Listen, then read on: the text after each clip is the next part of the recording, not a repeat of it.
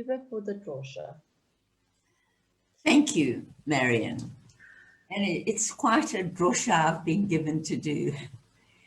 There is no escaping that this parasha is about something so extraordinary that rabbis and scholars have discussed it and are still coming up with their opinions, as I'm going to do today, because we have to understand, why is this in our Torah? Our Torah, there's no doubt, chronicles the actual history of a people that took place, mixed with the spiritual understanding of how we can survive by treating each other with certain decency, respect, and laws. It is a mixture of the history, and in that history, you and I see the behavior of human beings as we're seeing it today, as we do ourselves, as other people act. So human thinking and action has not changed over the centuries. And we've got to understand why things happen in the Torah and relate it to where we are today.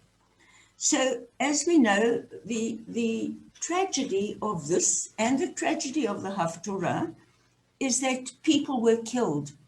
People died because ostensibly they broke the sacred laws of how something should be done. Now, so what should have been the greatest celebration? I mean, God appeared before the people, his neshama. What should have been a great celebration of life was marred. It became the greatest tragedy.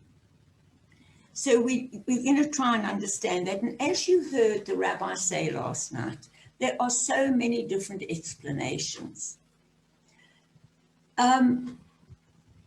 One of the explanations by the great rabbis is that the two sons of Aaron became arrogant, thought they would change the ritual and overtake Moses. Simple as that.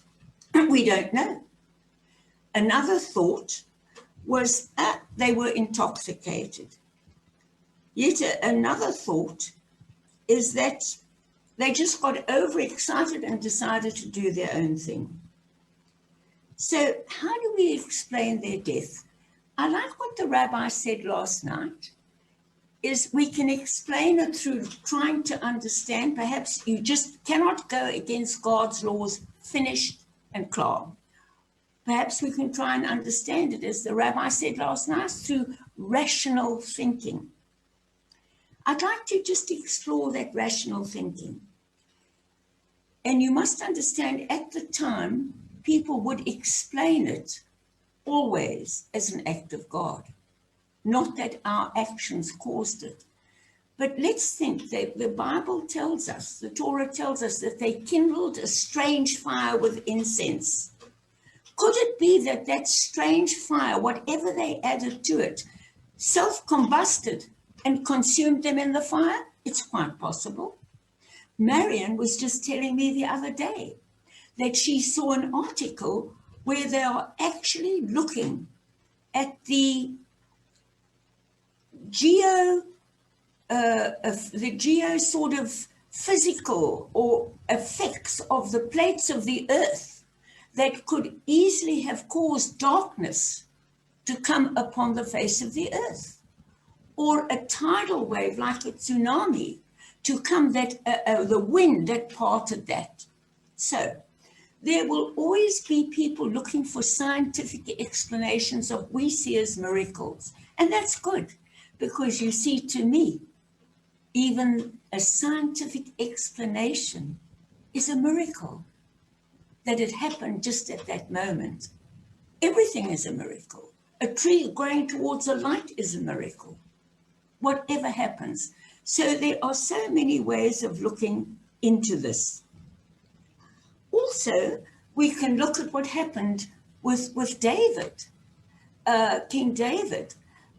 Remember, it's said that this man who prevented the magnificent ark from hitting the ground because an ox stumbled. He put his hand out and he was killed. It says by God. Yet maybe when he fell and the ox stumbled, the cart killed him. The wheel went over him. Now, you and I can say, is that an act of God? If you believe completely that God causes everything, including a child who runs in front of a car driven by a drunk man to be killed, okay. I like to think that God has created the earth. God is justice. God created everything that you and I see around us. He created our minds, but he gave us power over our thinking to analyze, to look deeply into, and to decide what is the lesson in this parasha for us.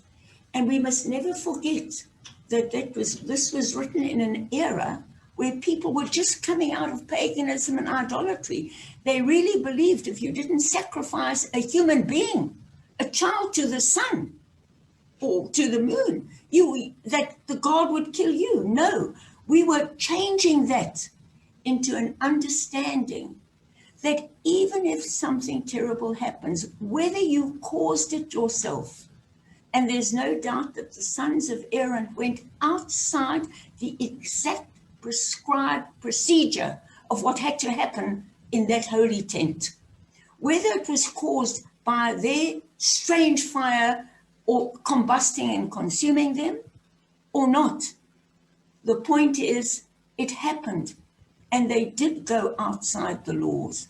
Just as you and I have gone outside the laws in today's era by having very little respect for the other, by hatred of the other rising up its head to get, and it's against Jews, it's against blacks, it's against Muslims, against everyone. It's most peculiar. And most of all, this plague, which has heightened our awareness of good and evil, that wasn't caused by God, but it was caused by the creation of God, by completely and utterly abusing wildlife, killing it, and a person eating that and getting that disease. So I like to think that no matter whether you see a punishing God, or as I see a God of absolute love and compassion, who gave us laws to follow and said, if you follow my laws, less bad things will happen to you. So it's very important. And then just to conclude, there's a beautiful analogy being made, and this stunned me when I found this, between the sons of Aaron who brought this strange fire which consumed them, right?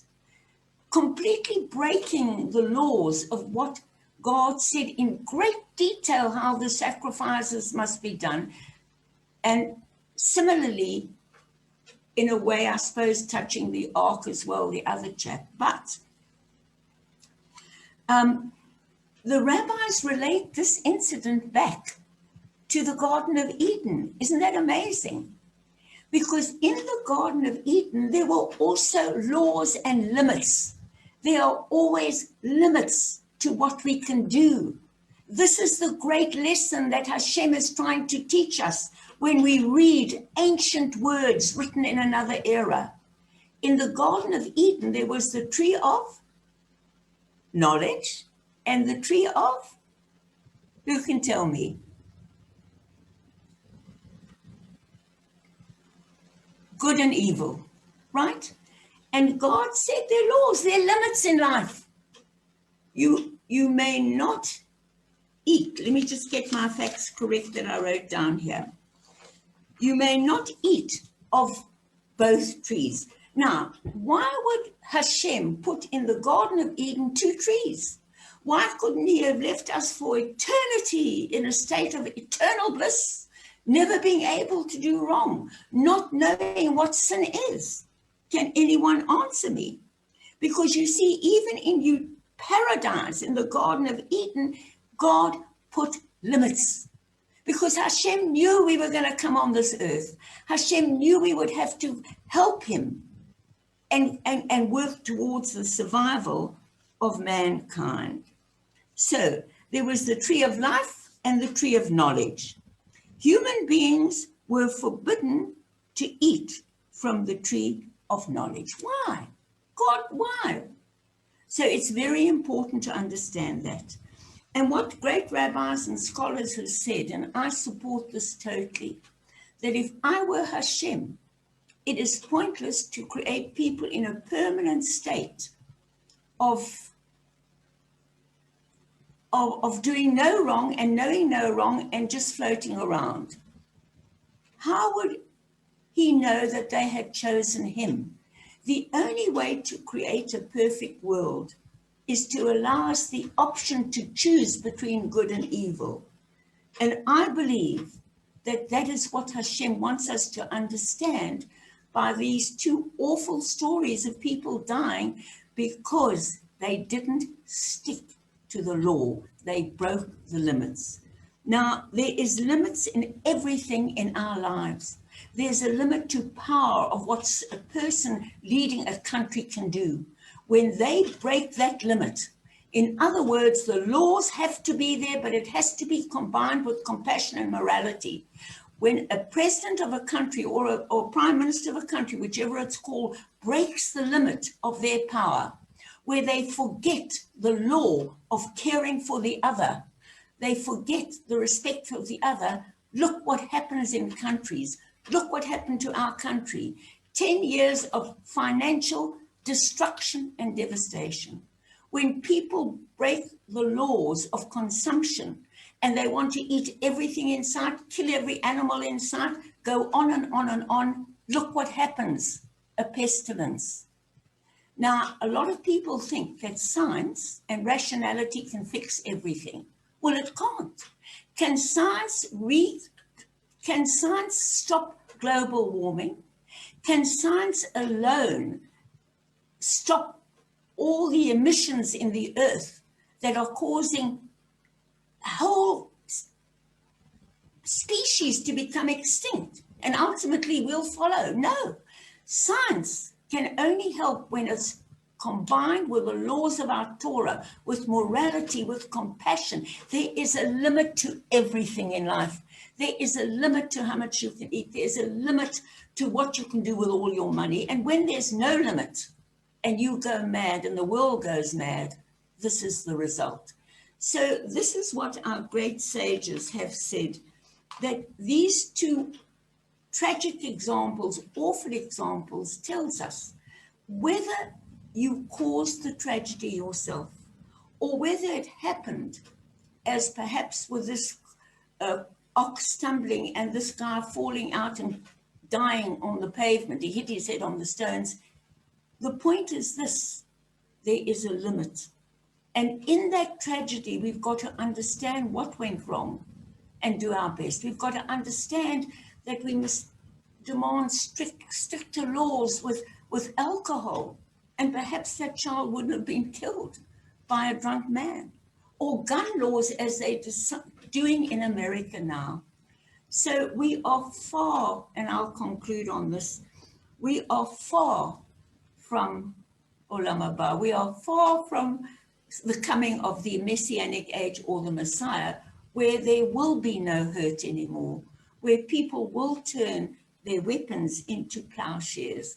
And when you and I can look each other in the eyes, in spite of thinking differently, in spite of having different opinions, we can say we still respect and love each other, and we can help God create a world which is a peaceful one.